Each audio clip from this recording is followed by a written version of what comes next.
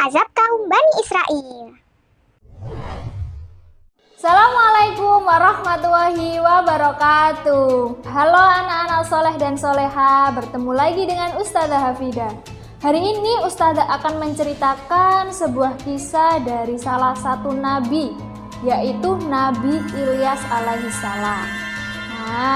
Nabi Ilyas alaihissalam adalah salah satu nabi yang diutus oleh Allah Subhanahu wa taala untuk berdakwah, menyerukan agama tauhid kepada Bani Israel di negeri Ba'laba. Negeri ini dikenal sebagai negeri yang mempersekutukan Allah Subhanahu wa taala dengan sebuah berhala yang dinamakan Ba. Nabi Ilyas dikenal dengan kisahnya yang gigih dalam mendakwakan agama Allah. Berbagai cobaan dan rintangan beliau hadapi selama berdakwah kepada Bani Israel. Agar lebih tahu, yuk simak cerita dari Ustazah. Nabi Ilyas diutus oleh Allah Subhanahu wa taala untuk berdakwah kepada Bani Israel di negeri Ba'laba.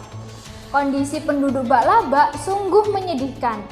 Mereka sangat jauh dari Allah Subhanahu wa taala dan kerap kali melakukan perbuatan maksiat. Oleh karena itu, Allah mengutus Nabi Ilyas untuk menyadarkan mereka. Dakwah Nabi Ilyas tidak mendapatkan perhatian dari penduduk setempat. Penolakan demi penolakan diterima oleh Nabi Ilyas selama berdakwah. Namun, Nabi Ilyas tidak menyerah dan tetap menyadarkan mereka. Nabi Ilyas bercerita tentang azab yang menimpa kaum-kaum terdahulu. Beliau meminta bangsa Ba'laba untuk meninggalkan berhala, bertaubat, dan kembali menyembah Allah Subhanahu wa taala. Nabi Ilyas juga mengingatkan kepada Bani Israel bahwa berhala yang mereka sembah tidak bisa menolong mereka dari azab Allah Subhanahu wa taala. Namun kehadiran Nabi Ilyas tidak disambut dengan baik. Mereka menganggap bahwa Nabi Ilyas sebagai ancaman bagi negeri Ba'laba. Akhirnya Nabi Ilyas diusir dari negara tersebut. Nabi Ilyas pun pergi ke suatu tempat hingga akhirnya bertemu dengan Nabi Ilyasa alaihissalam. Saat bertemu, Nabi Ilyasa sedang sakit keras.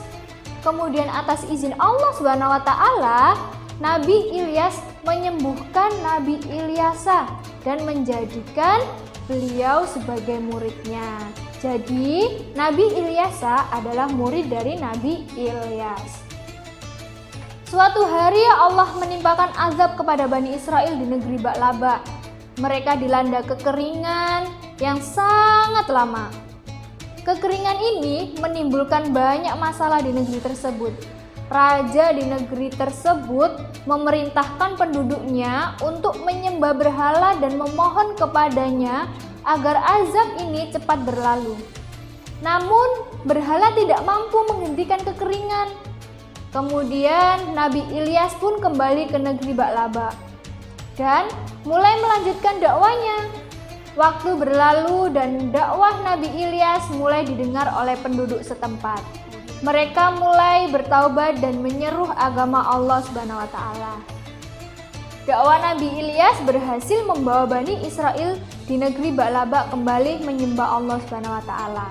Kisahnya ini diabadikan dalam Al-Qur'an, yaitu dalam Quran surat As-Saff ayat 123 sampai 132 yang artinya, dan sesungguhnya Ilyas benar-benar termasuk salah seorang rasul-rasul.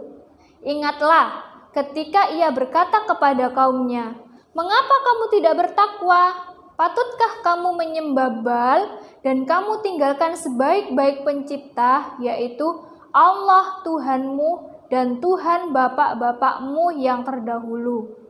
Maka mereka mendustakannya. Karena itu mereka akan diseret ke neraka, kecuali hamba-hamba Allah yang dibersihkan dari dosa. Dan kami abadikan untuk Ilyas pujian yang baik di kalangan orang-orang yang datang kemudian, yaitu kesejahteraan dilimpahkan atas Ilyas. Sesungguhnya demikianlah kami memberi balasan kepada orang-orang yang berbuat baik.